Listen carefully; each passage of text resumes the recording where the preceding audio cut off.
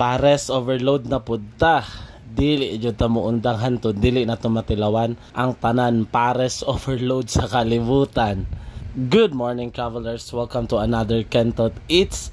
Kabalo ba mo na naa na po'y trending na pares overload o ginalinyahan dinhi sa Gaston Park, Cagayan de Oro City? At bang langgod siya sa may City Hall kaning na ay waiting shade na area sa Gaston Park. Ilang beef pares overload is 100 pesos. Naa na kay chicharong bulaklak, lechon kawali, and unlimited rice.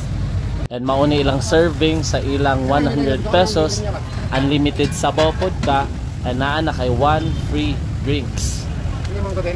And naapod sila yung mga condiments na free pod ni siya, chili garlic, fried garlic, paminta, chili powder or paprika, naapod dayon sila dahon sa sibuyas and limoncito. So you can adjust kung unsay okay sa imong panlasa para wala tay dagan storya. And okay ko, lamian ko sa timpla, pero gipangita gyapon nako ang lasa sa pares na star anise or alamitsado na dating wala siya. Pero para sa ako sulit gyapon kay ni siya kay 100 pesos with only rice, 1 free drinks, naa na kay chicharon bulaklak, and lechon kawali.